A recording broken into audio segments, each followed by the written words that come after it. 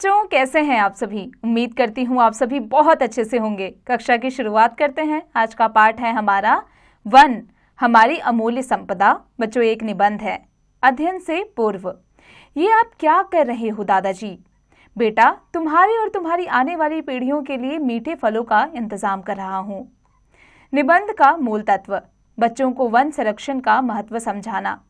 मानव जीवन के लिए वनों का बहुत ही महत्व है। जीवन की शुरुआत से लेकर अंत तक मानव जीवन पर्यावरण पर ही निर्भर रहा है। तो ऐसे में यह कहना गलत नहीं होगा कि पर्यावरण के विभिन्न अंग जैसे वायु, जल, मिट्टी, पेड़ पौधे मानव जीवन के लिए अति आवश्यक हैं। पर्यावरण के विभिन्न घटकों में वनों का अत्यधिक महत्व है। यदि पर्यावरण का संरक्षण न हुआ तो स्वस्थ जीवन की कल्पना भी नहीं की जा सकेगी। इसका परिणाम हमें हमारे प्राचीन ऋषि मुनियों के आश्रम में देखने को मिलता था, जो वनों में आश्रम बनाकर न सिर्फ तपस्या करते थे, अपितु गुरुकुल द्वारा शिष्यों को भी प्रकृति से जोड़ते हुए मनुष्य का प्रकृति से संबंध स्थापित करते थे। प्रकृति ने धरती को वृक्ष तथा वनस्पतियों के रूप में अनेक अमूल्य संपदा यानी कि जो धन संपत्ति होती है प्रदान की है, जिन्हें वन संपदा कहा जाता है। वृक्ष मानव जीवन के लिए सबसे उपयोगी तत्व माने जाते हैं, क्योंकि पृथ्वी पर सजीवों को जीवित रहने के लिए ऑक्सीजन की आवश्यकता पड़ती है और ऑक्सीजन का एकमात्र स्रोत वृक्षों को ही माना जाता है। प्राचीन भारतीय ग्रंथों में वनों की महिमा के अनेक उल्लेख उपलब्ध हैं। अर्थवेद में वनों को समस्त सुखों का स्रोत कहा गया है। गीता में श्री कृष्ण ने वृक्ष को ईश्वर की विभूति कहकर उसका महत्व स्पष्ट किया है।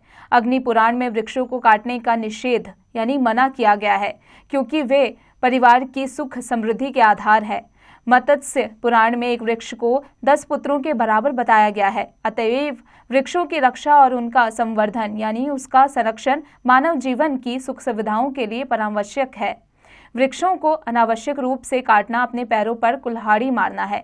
वृक्षों के महत्व के संबंध में एक वृद्ध किसान तथा राजा के बीच वार्तालाप का प्रसंग बहुत ही अर्थपूर्ण है।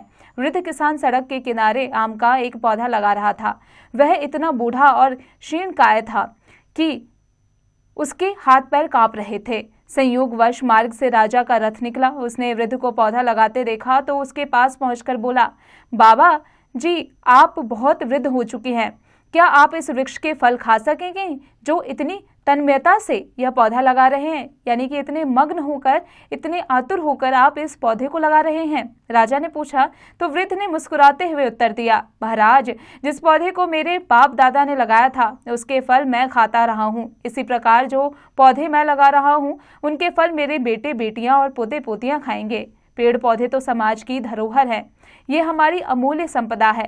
राजा ने प्रसन्न होकर वृद्ध को पुरस्कार दिया और सम्मानित किया। वृद्ध किसान का कथन पूर्णतः सत्य था। वन तथा पेड़ पौधे संपूर्ण मानव जाति के लिए धरोहर है। हजारों वर्षों से मनुष्यों की एक पीढ़ी इन्हें अगली पीढ़ी को सौंपती आई है।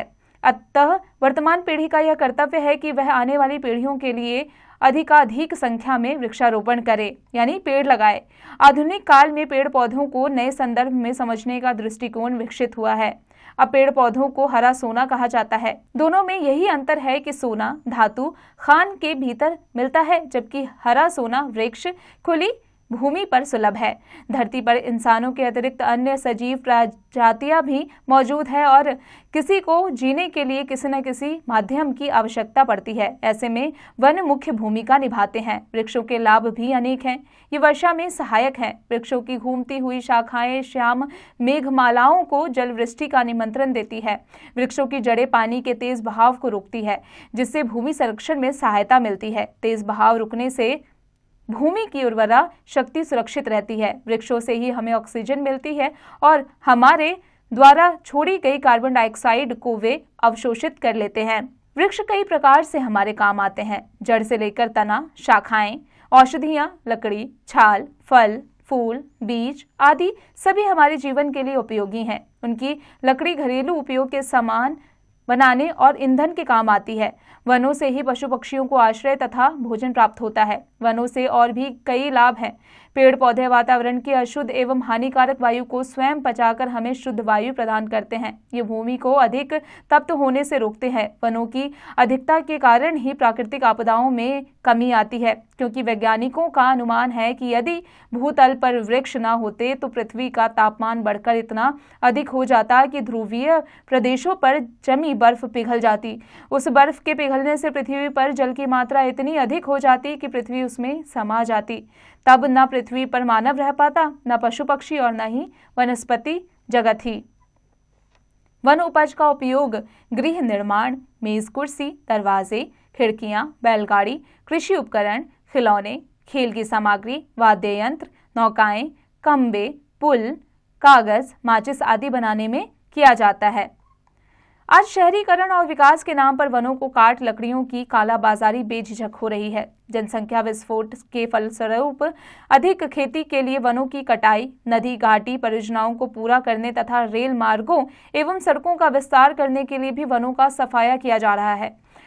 अपनी वर्तमान परिस्थितियों में ही वनों के क्षेत्र को बढ़ाने तथा हरितिमा संवर्धन के लिए हमें प्रयास करने होंगे। जहां नहरों और सड़कों का निर्माण किया गया, उनके किनारे वृक्ष लगाए जा सकते हैं। सड़कों के किनारे वृक्ष होने से जहां वायुमंडल का संतुलन बनाए रखने में सहायता मिलेगी, वहीं यात्रियों को शीतल छाया भी सुलभ होगी। आम के आम, गुठलियों के दाम। भारत सरकार द्वारा अपनाई गई नीति के अनुसार देश के 33% भूभाग पर वन होने आवश्यक है। विगत दशकों में वनों की अंधाधुंध कटाई होने से वनों का क्षेत्र घटकर 20% से भी कम रह जाएगा। वनों की इस कमी की पूर्ति हेतु सामाजिक वृक्षारोपण कार्यक्रम व्यापक स्तर पर चलाने की आवश्यकता है, जिसके अंतर्गत सार्वजनिक भूमि पर विविध प्रकार के वृक्ष लगाकर वृक्षों को संरक्षित करने के नए नए तरीकों को निजात किया जा सकता है। जिन क्षेत्रों में वनों का विशेष रूप से अभाव हो गया हो, वहां पुनः नए सिरे से वृक्षारोपण किया जाए। देश में वन क्षेत्र के विस्तार को दृष्टि में रखते हुए विभिन्न पंचवर्षीय योजनाओं में वन विस्तार को स्थान दिया जाता है। सामाजिक वानिकी संपूर्ण देश में वृक्षारोपण का व्यापक कार्यक्रम है।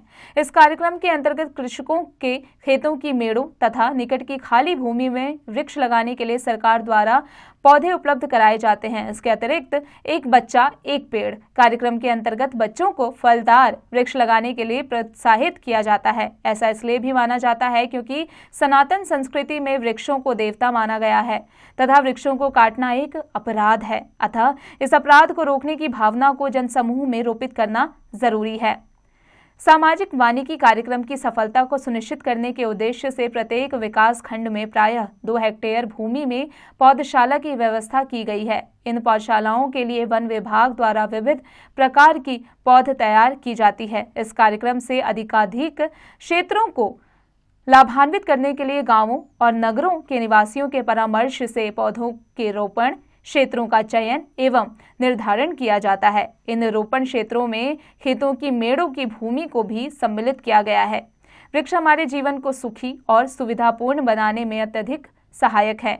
ये आंधी तूफान की तेज गति को नियंत्रित करते हैं, भूमि में आर्द्रता यानी कि नमी बनाए रखते हैं तथा भूमि को अपनी जड़ों से जकड़कर चट्टानों और मिट्टी को खिसकने से रोकते हैं। इनकी कमी होने पर वर्षा कहीं अधिक और कहीं कम होने लगती है और वर्तमान समय में भूस्खलन, भूकंप, सूखा आदि आपदाएं हमारे जीवन को न सिर्फ प्रभावित कर रही हैं, बल्कि मानव जाति के विनाश का कारण भी बनती जा रही हैं। बच्चों, अब आ जाते हैं उच्चारण करें पर। दृष्टिकोण, जलवृष्टि, स्रोत, विभूति, ध्रुवीय, नियंत्रित, अंधाधुंध, सामाजिक, कार्यक्रम, सुनिश्चित। बच्चों, अब आ जाते हैं इसके अभ्यास कार्य पर। बच्चों, अब आप इसका अभ्यास कार्य स्वयं कीजिएगा।